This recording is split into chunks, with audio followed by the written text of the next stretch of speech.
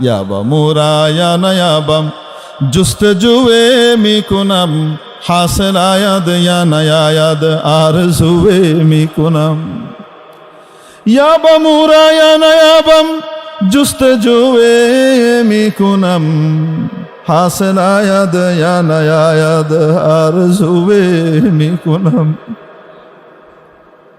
Ay Mawla যেরকম নেক আমল তোমার সামনে দেওয়া দরকার ছিল একটা আমলও তো তোমার মন মতো ইচ্ছা মতো করে দিতে পারি নাই তারপরও চেষ্টা করে যাব যেন তোমাকে পাইতে পারি তোমার সন্তুষ্টি যেন পেতে পারি আমি চেষ্টা করা ছাড়ব না আমার কাজ চেষ্টা করা পূর্ণতা দেওয়ার মালিককে মহাদয়াবান মাওলা দয়া করে আমাদেরকে তার সন্তুষ্টি নসিব করবেন বলি আমিন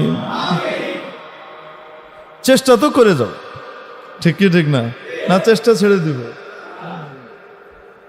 আরে মুহতারাম দোস্ত এই জন্য বলছিলাম আল্লাহ যদি কিয়ামতের দিন সুবিচার করেন তাও আমাদের জান্নাতে যাওয়া সম্ভব না আগেকার আমলের এক বুজুর্গ আগেকার আমলের মানুষ অনেক লম্বা হায়াত পেত হযরত আদম আলাইহিস সালাম 1000 বছর হায়াত পেয়েছেন নূহ আলাইহিস সালাম ওই রকমই কাছাকাছি বয়সের হায়াত পেয়েছেন কেউ কেউ আরো বেশি লম্বা হায়াত পেয়েছেন তো আগেকার আমলের এক বুজুর্গ 1000 বছর ইবাদত করেছেন কত বছর 1000 বছর ইবাদত করেছেন বয়স হয়ে গেছে জমানার নবী বয়ান করার সময় বলছেন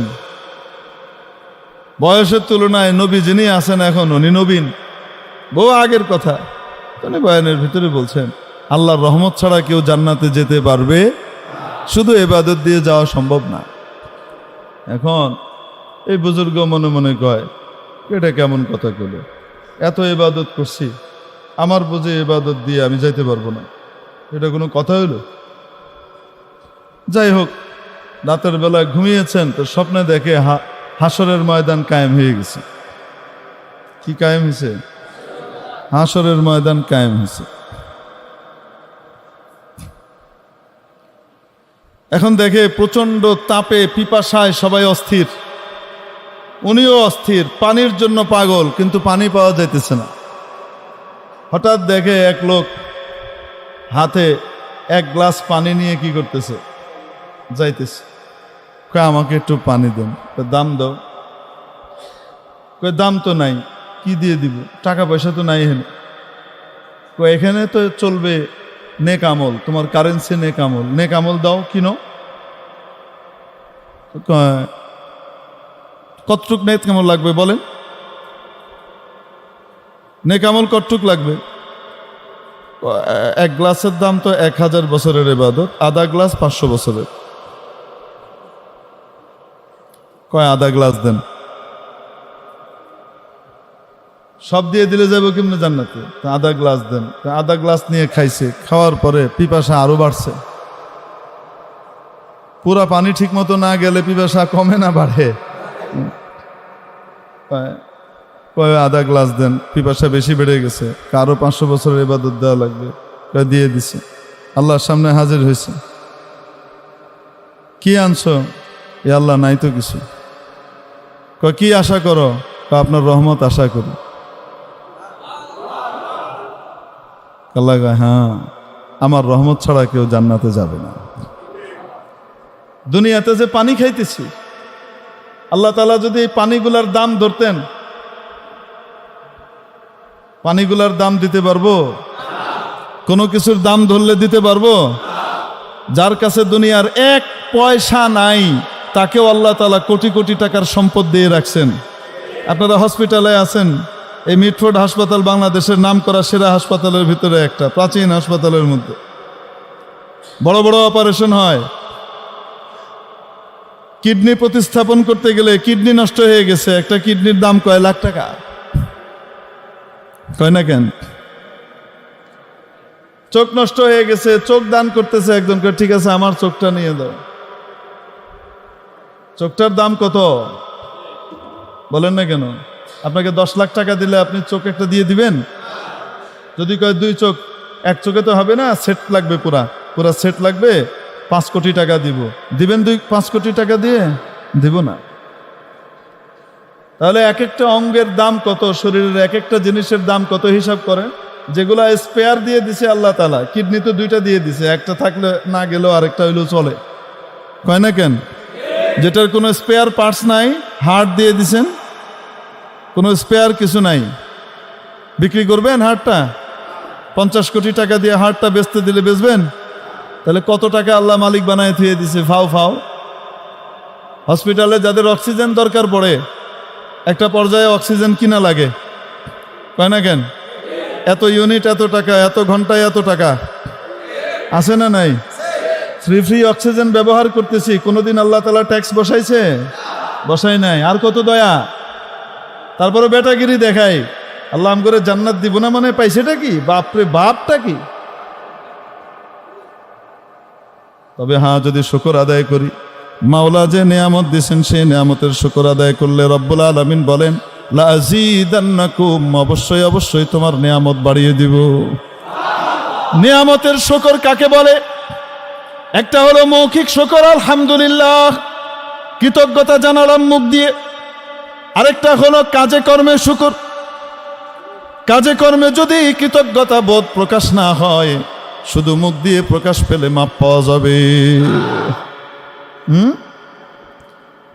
কোন ব্যক্তি কাউকে 10,000 টাকা দিল, টাকা দেওয়ার পরে টাকাটা নিয়ে কয় শুকরিয়া, অনেক ভালো আপনি আমাকে টাকাটা দিছেন, অনেক শুকরিয়া। তারপরে কি করলো? জুতাটা নিয়ে ওই ব্যক্তির গালের ভিতরে আস্তে করে মেরে দিছে। কই এটা কি করলি? কই শুকরিয়া আদায় করছি না, আবার কি? কই এরকম মোহের শুকরিয়া দিয়ে কি কাম হবে? কি আমার অপমান করলি সবার সামনে, আর শুকরিয়া আদায় করছিস, আমাকে ধন্যবাদ দিছিস? বলেন না কেন? বলবো কি বলবো না? মুখের সাথে সাথে কাজটাও লাগে কি লাগে না? মুখেও যেমন কৃতজ্ঞতা প্রকাশ করছি, কাজে কর্মেও কৃতজ্ঞতা প্রকাশ করতে হবে। কৃতজ্ঞতা কাকে বলে? নেয়ামত দাতা যে উদ্দেশ্যে যে জিনিস দান করেছেন, নেয়ামত দিয়েছেন, নেয়ামত দাতার ইচ্ছা অনুযায়ী ওই জিনিসকে ব্যবহার করলে সেটাকে কৃতজ্ঞতা বলে। সেটাকে নেয়ামতের মূল্যায়ন করা এবং শুকর আদায় করা বলে। আপনার কাছে কেউ সাহায্য চাইলো, কি করবে? কয় আমার দোকান করা দরকার, আমার বিরাট সমস্যা চলতেছে। তো আপনি তাকে সাহায্য হিসেবে 3 লাখ টাকা দিয়ে দিলেন, দিয়ে বললেন এই 3 লাখ টাকা দিয়ে তোমার তো একটা স্থায়ী ব্যবস্থা করে ফেলো, যাও এই 3 লাখ টাকা দিয়ে কি করো, একটা দোকান দিয়ে মোটামুটি সেই দোকানটা দিয়ে চলো। আস্তে আস্তে সাহায্য করলো, তাই না? আপনি সাহায্য করলেন 3 লাখ টাকা দিয়ে, উনি 3 লাখ টাকা নিয়ে গেলেন। নিয়ে যাওয়ার পরে আপনি যেভাবে চেয়েছেন সেভাবে সে দোকান দিয়েছে, আপনার পরামর্শ মেনেছে, দোকান টোকান দিয়ে ঠিক মতো ব্যবসা করে এই 3 লাখ টাকা থেকে তার 6 লাখ টাকা আয় হয়ে গেছে। কয়েকদিন পরে সে হঠাৎ আরেকটা বিপদে পড়ছে, আপনার কাছে আসছে। কত দরকার? 10 লাখ টাকা দরকার, এখন ঠেকায় পড়ছি, ঋণ দিলেই হয়। তো 10 লাখ টাকা দিয়ে কইব যা ঋণ দরকার নাই, তুই এটারে কামে লাগা। যেই উদ্দেশ্যে আপনি টাকাটা দিছিলেন, যেহেতু সে ওই উদ্দেশ্যে ব্যবহার করছে, আবার সে আসলে আপনি আবার দিবেন। বলেন না কেন? তার আবার প্রয়োজন হলে আপনার কাছে আসলে আপনি আবার দিবেন। কিন্তু আপনি দিছেন 3 লাখ টাকা, 3 লাখ টাকা পায়া খুব শুকরিয়া, ধন্যবাদ, আপনার মতো মানুষ হয় না, যত ফুল আছে সব কিনে মিনে আপনাদের দিয়ে গেল। তারপরে গিয়ে এই টাকা দিয়া গাঞ্জা খাইতেছে ভালো করে, তারপরে এটা করতেছে হেডা করতেছে, অনেক কিছুই করছে, শুধুমাত্র দোকানটা করে নাই। আপনি যে তাকে স্বনির্ভর হওয়ার জন্য ব্যবস্থা করে দিয়েছিলেন সেটা সে করে নাই। আবার যখন আপনার কাছে আসবে 50,000 টাকা চাইলেও দিবেন? কি করবেন? বাইরো, ওই 3 লাখ ফেরত দেয়া যা, তোরা লেগে দিছিলাম। কয় না কেন? আল্লাহ রব্বুল আলামিন আমাকে আপনাকে চোখ দিয়েছেন, নাক দিয়েছেন, কান দিয়েছেন, মস্তিষ্ক দিয়েছেন, হাড় দিয়েছেন, শরীরের অঙ্গ প্রত্যঙ্গ দিয়েছেন। কেন? ওনাকে খুশি করে, ওনার খুশির কাজ করে জান্নাতের মেহমান হবার জন্যে। আমাদের বাবা হযরত আদম আলাইহিস সালামের সুপুত্র সুকন্যা সুসন্তান হবার জন্যে, বাবার নীতিতে থেকে আল্লাহকে মেনে জান্নাতি হবার জন্যে, বাবার বাড়ির ভাগ পাবার জন্যে, সুপুত্র সুকন্যা বাবার বাড়ির মধ্যে ভাগ পায়, ঠিক কি ঠিক না? ত্যায্য পুত্র বাবার বাড়ির মধ্যে ভাগ পায় না। এই কাজের জন্য আল্লাহ আমাকে আপনাকে পাঠাইলেন এবং বলে দিলেন এক কথায় সূরাতুদ যারিয়াতের 56 নম্বর আয়াতে মাওলা বললেন, ওয়ামা খালাকতুল জিন্না ওয়াল ইনসা ইল্লা লিয়াবুদুন। আমি জিন এবং ইনসানকে তৈরি করেছি শুধুমাত্র আমার ইবাদত করার জন্যে। কিসের জন্যে? ইবাদত মানে ওনার কথা মানা। ইবাদত মানে কি? ব্যবসা বাণিজ্য, চাকরি বাকরি, ওঠা বসা, পরিবার পরিজন পরিচালনা, দুনিয়ার যে কোনো কাজ কারবার আমরা করি সেটা ওনার ইচ্ছে অনুযায়ী উনি যেভাবে বলেছেন সেভাবে করলেই সেটা ইবাদত হয়ে যায়। ওনার আদেশ অনুযায়ী উনি আদেশ করেছেন, যদি আমাকে পেতে চাও আমার নবীর তরিকা ফলো করো। কুল ইন কুনতুম তুহিব্বুনাল্লাহ ফাত্তাবিউনি ইউহিব্বুকুমুল্লাহ। ও আমার বান্দা বান্দিরা, যদি আমি আল্লাহকে ভালোবেসে থাকো, আমাকে পেতে চাও, তাহলে ও নবী আপনি বলে দেন আমি রসুলের পরিপূর্ণ অনুসরণ করো, ইত্তেবা করো, সুন্নতের পাবন্দি করো। তাহলে কি হবে? ইউহিব্বুকুমুল্লাহ। তোমরা যেমন আল্লাহকে ভালোবাসবে, আল্লাহও তোমাদেরকে ভালোবাসবেন। ওয়া ইয়াগফির লাকুম যুনুবাকুম। তোমাদের যত গুনাহ আছে, পাপ রাশি আছে, সব মাফ করে দিবেন। ওয়াল্লাহু গফুরুর রহিম। তিনি বড় দয়ালু, বড় ক্ষমাশীল। উনি মাফ করতে পছন্দ করেন। কি করেন? পছন্দ করেন। নবী পাক সাল্লাল্লাহু আলাইহি সাল্লামের যখন মেরাজ হলো, মেরাজের মধ্যে নবীজি সাল্লাল্লাহু আলাইহি সাল্লামকে ভ্রমণ করানো হয়েছে। আল্লাহর গোটা সৃষ্টি জগৎ ভ্রমণ করিয়েছেন, জান্নাত ঘুরিয়েছেন, জাহান্নাম দেখিয়েছেন, সব দেখিয়ে এনেছেন। আল্লাহু আকবার পরশুদিন বলেন, আল্লাহু আকবার পরশুদিন বলেন। এই সব কিছু এক রাতের ভিতরে ঘুরিয়ে এনেছেন কে? আল্লাহ তাআলা। আল্লাহু আকবার। ঘুরিয়ে এনেছেন। তিনি ঘুরে আসার পরে বলেন, জান্নাতের দরজার মধ্যে ফটকের ভিতরে আমি 3টি কথা লেখা পেয়েছি। জান্নাতের ফটকে কয়টা কথা লেখা ছিল? 3টা বাণী লেখা ছিল। তার মধ্যে একটা হলো উম্মাতুন মুযনিবাতুন ওয়া রাব্বুন গফুর। উম্মত গুনাহগার, প্রভু ক্ষমাশীল। হযরত আম্মা জানা আয়েশা সিদ্দিকা রাদিয়াল্লাহু তাআলা আনহা নবীজি সাল্লাল্লাহু আলাইহি ওয়াসাল্লামকে জিজ্ঞেস করলেন, ইয়া রাসূলুল্লাহ, যদি সবে কদর পেয়ে যায়, যে রাতটা একটা রাত 1000 মাসের ইবাদতের চেয়ে উত্তম, 83 বছর 4 মাসের ইবাদতের চেয়ে উত্তম, এক রাতের ইবাদত, ইয়া রাসূলুল্লাহ যদি পেয়ে যাই, ওই বিশাল রাতটা, ওই বিশেষ রাতটা যদি পেয়ে যাই, তাহলে আমি কি দোয়া করব? নবীজি আম্মা জান আয়েশাকে শিখিয়ে দিলেন দোয়া করবে, আল্লাহুম্মা ইন্নাকা আফুউন তুহিব্বুল আফওয়া ফাফু আন্নি। ও আমার মাওলা, তুমি তো মহা ক্ষমাশীল, ক্ষমা করতে ভালোবাসো, ক্ষমা করতে ভালোবাসো, অতএব আমাকে ক্ষমা করে দাও। আমি গুনাহ করেছি, আমি আর করব না, আমি তওবা করলাম, ভবিষ্যৎ জীবনটাকে গুনাহমুক্ত রাখবো, আর এই গুনাহ করব না, আল্লাহ আমাকে ক্ষমা করে দাও, এই কথা বলবি।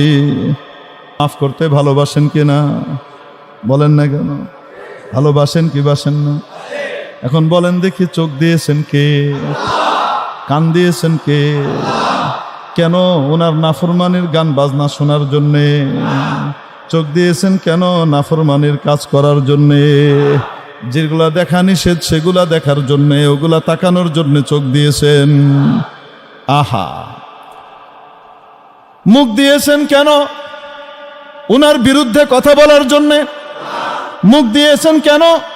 ওনার বিরুদ্ধে যে সমস্ত কথাবার্তা আছে, ওনার বিধানের বিপরীতে যত কথা আছে, সেই কথাগুলা বলার জন্য মুখ দিয়েছেন।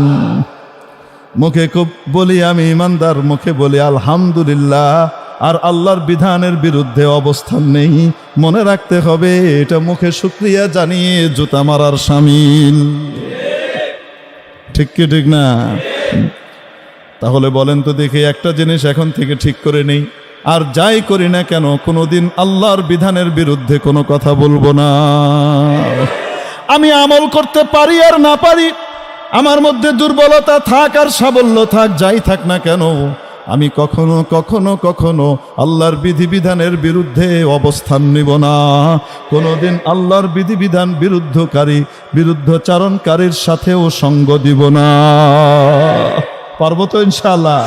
তাহলে শুকরিয়া আদায় হবে। তাহলে কি আদায় হবে? শুকরিয়ার প্রাথমিক ধাপ আদায় হইল যে আমি আল্লাহর বিধানের বিরুদ্ধে নই। আল্লাহ আমাদেরকে বুঝবার তৌফিক দান করেন। আমি নামাজ পড়ার ভিতরে যদি আমার দুর্বলতা থেকেও থাকে, কিন্তু কোনো ব্যক্তি যদি নামাজ যথাসময়ে আদায় করতে চায়, কখনোই আমি তার বিরুদ্ধে যাব না, আমি তার সাহায্য করব। ঠিক কি ঠিক না? আমি হয়তো দাড়ির বিধানটা ঠিকমতো রাখতে পারছি না, কিন্তু যে ব্যক্তি দাড়ি রাখে তাকে আমি সম্মান করব, কারণ সে আমার মাওলার বিধান পালন করছে। ঠিক কি ঠিক না? নাকি পিছনে খোসানির লিগে ঘুরে বেড়াবো?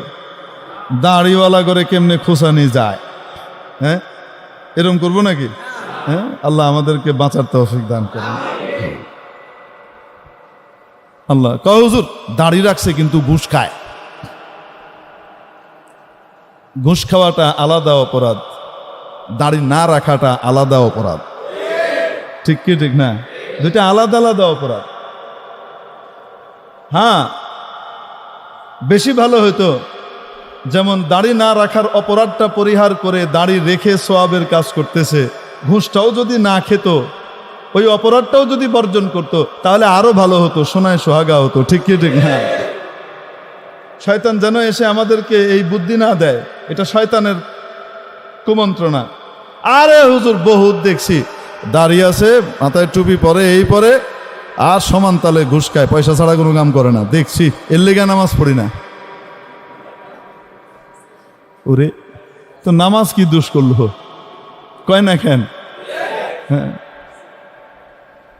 নামাজ দোষ করছে? হ্যাঁ, ওই ব্যক্তি যে ঘুষ খাইতেছে এটা নামাজ পড়ার কারণে? কয় না কেন? না, নামাজি ওর আগ দিয়ে ঘুষ খায়। কয় না কেন? বরং নামাজটা যদি ঠিকমতো সুন্দরভাবে হইতো, তাহলে এই কাজটা থেকেও নামাজ তাকে বাধা দিয়ে দিত।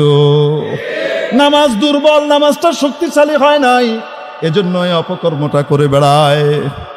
সূরা আনকাবুতের ৪৫ নম্বর আয়াতে রব্বুল আলামিন বলেন, উতলু মা উহিয়া ইলাইকা মিনাল কিতাবি ওয়া আকিমিস সালাহ ইন্নাস সালাতা তানহা আনিল ফাহশাই ওয়াল মুনকার।